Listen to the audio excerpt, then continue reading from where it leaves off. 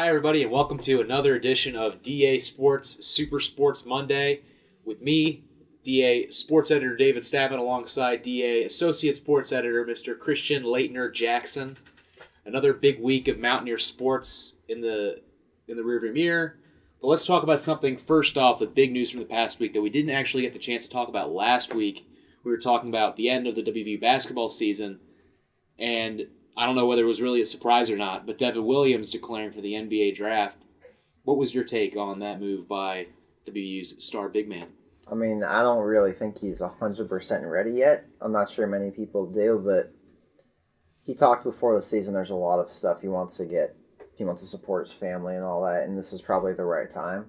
He's really improved throughout his career, too. We'll see how it goes. Honestly, I think he'll probably end up overseas, which is still really good, too. He'll still make a lot of money out there, too, but I just don't think he's quite NBA ready yet. Yeah, there's no shame in a career playing in Europe.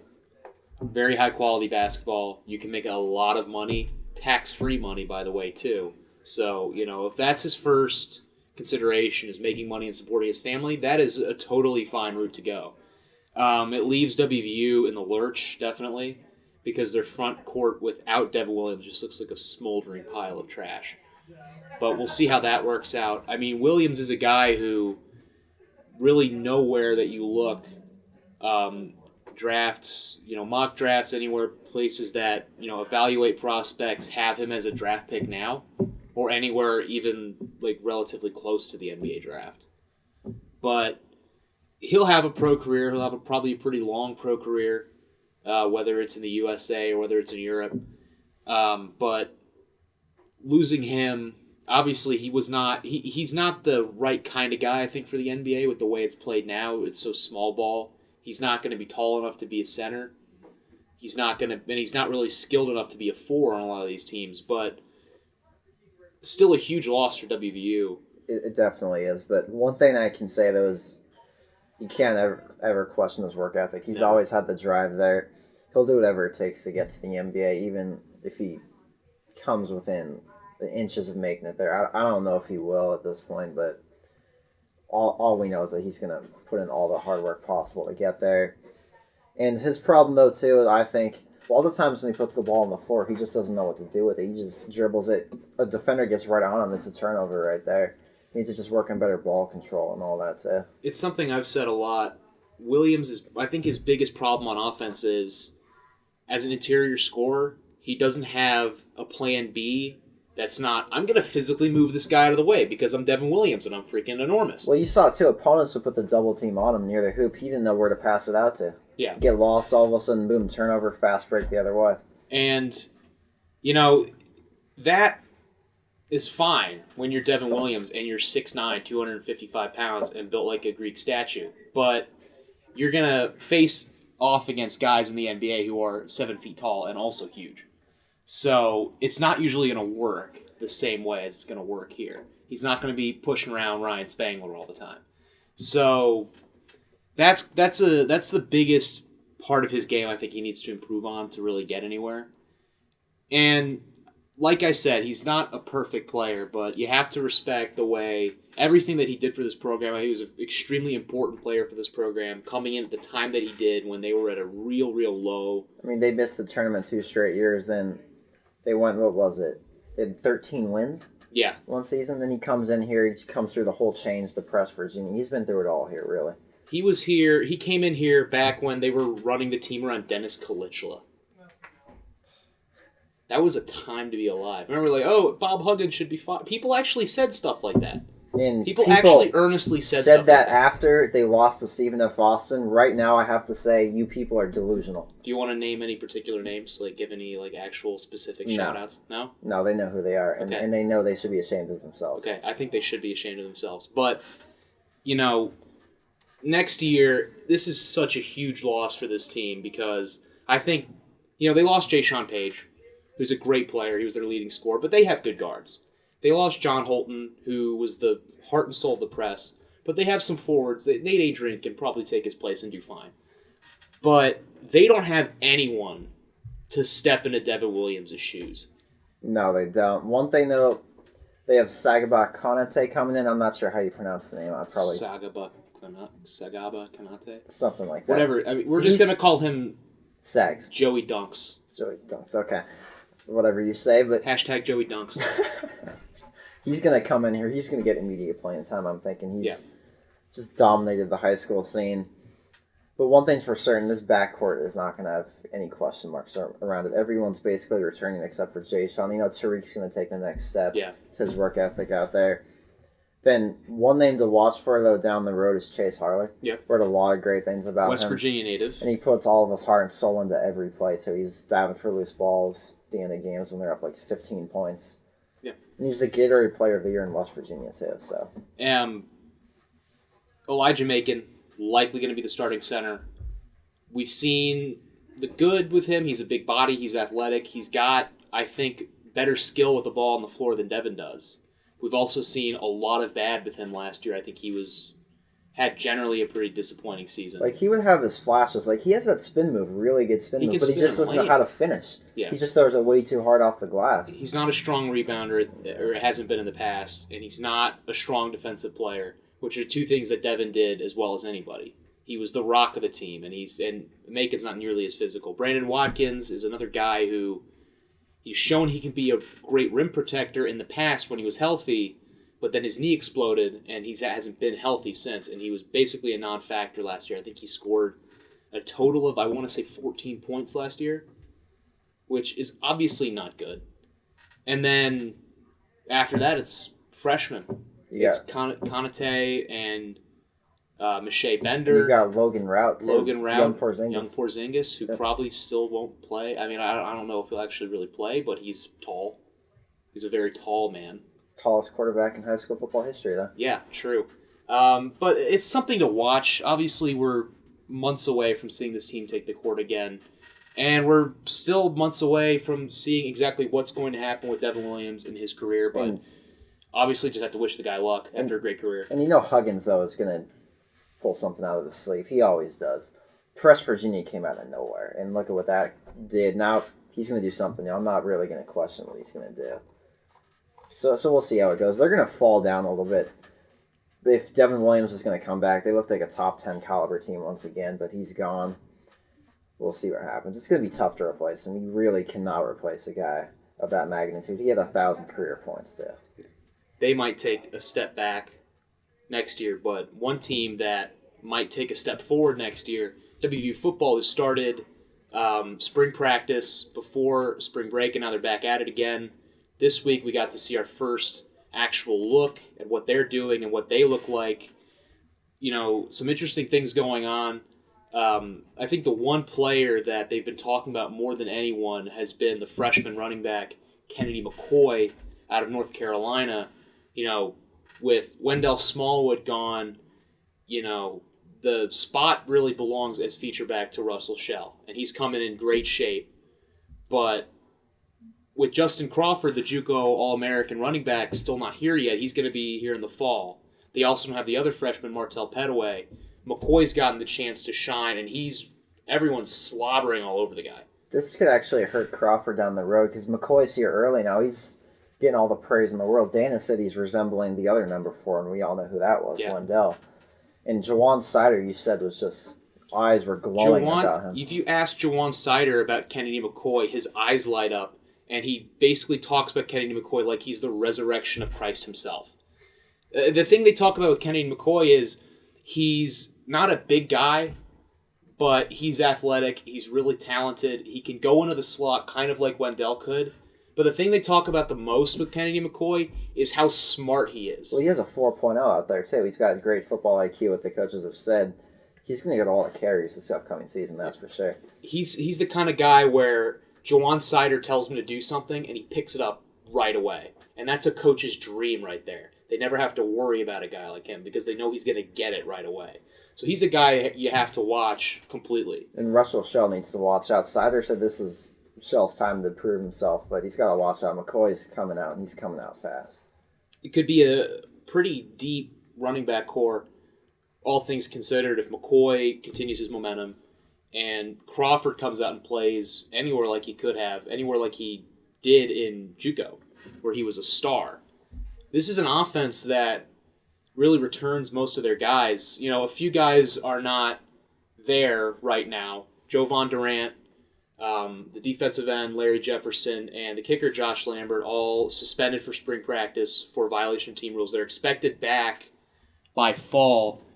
Another running back, Dante Thomas Williams, is suspended indefinitely for conduct detrimental to the team. Coaches have not liked him for a long time. They've just questioned his work ethic and all this attitude problems and all. So I'm not sure he's going to come back. Either way, I think there's a good chance he transfers out of this program and looks somewhere else for playing time. A talented guy who probably at this point needs a change of scenery, has never really gotten the opportunity to play, whether that's on him or it's on the coaches or whoever, but it hasn't happened for him here.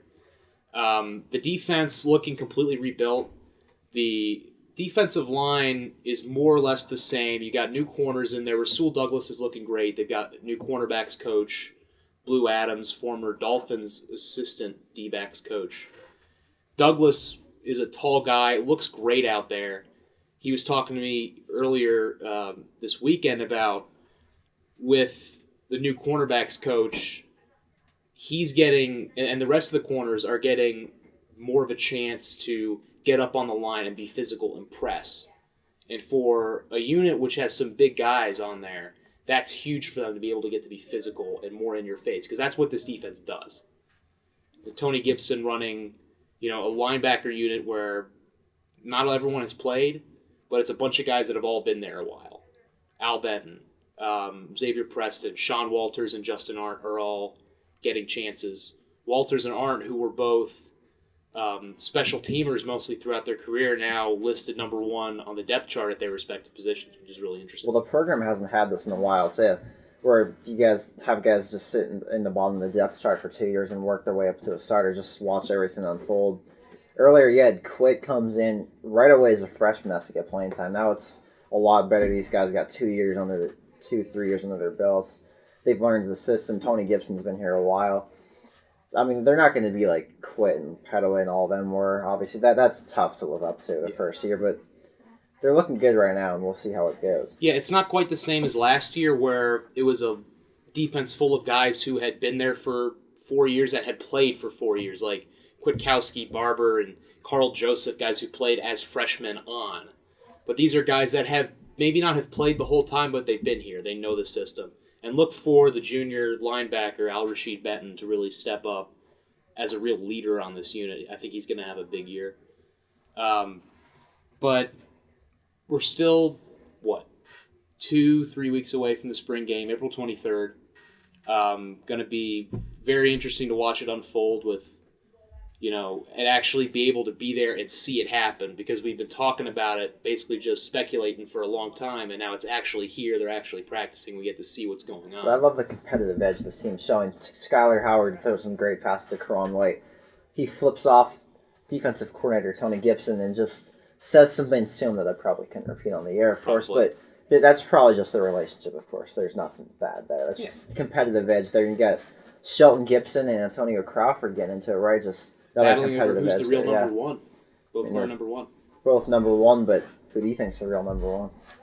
I think I'm the real number 1. True. Yeah.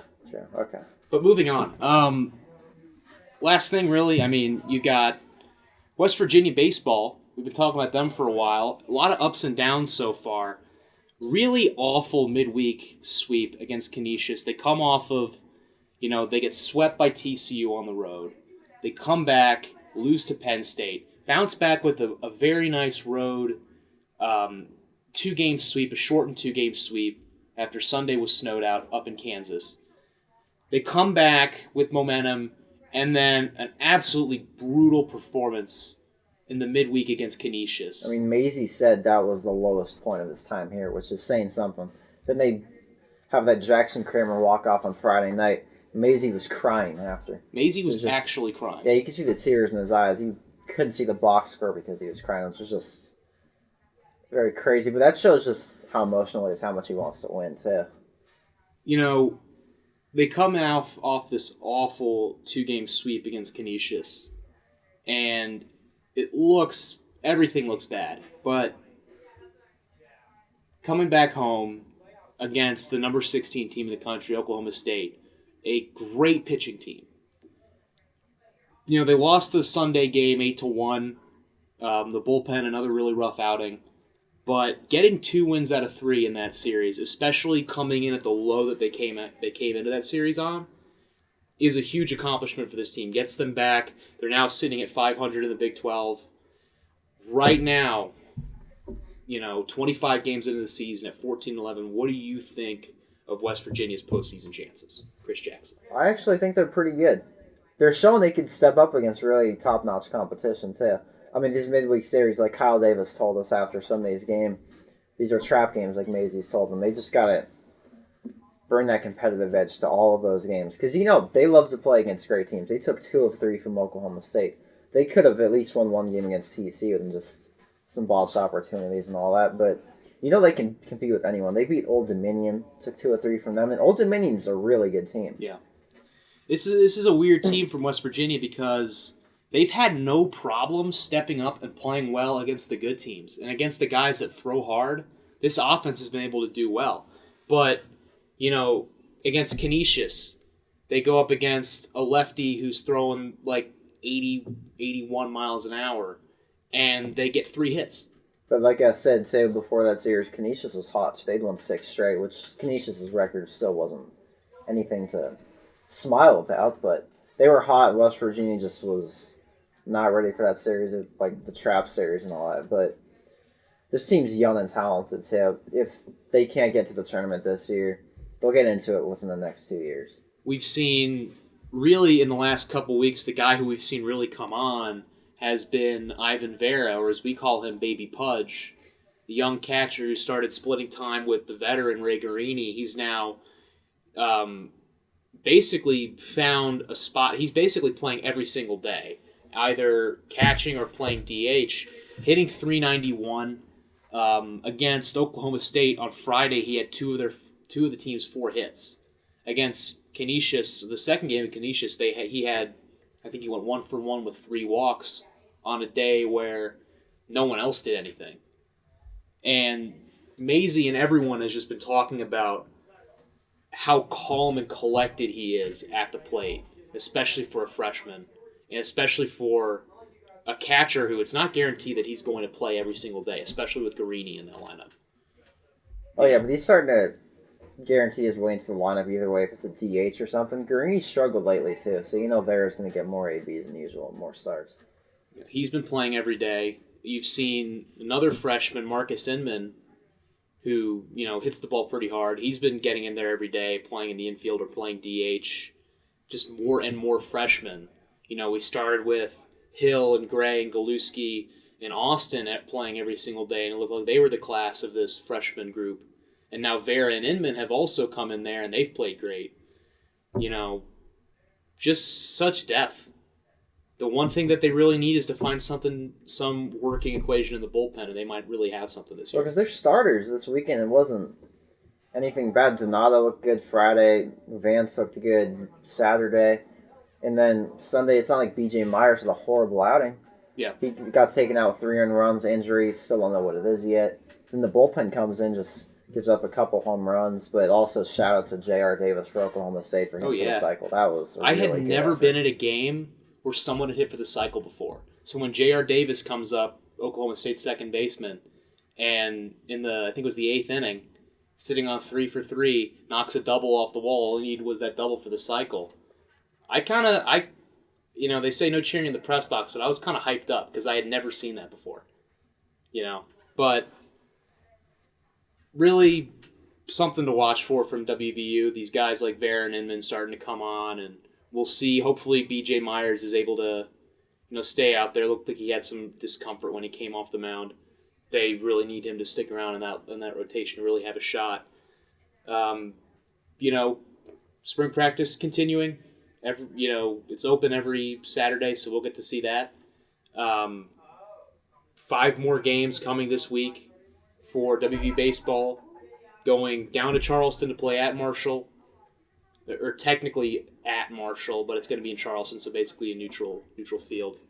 Wednesday, 6:30, they're back here to play Eastern Michigan, and then a home series Friday, Saturday, Sunday against the Furman Paladins, a baseball powerhouse unlike any other, Chris Jackson.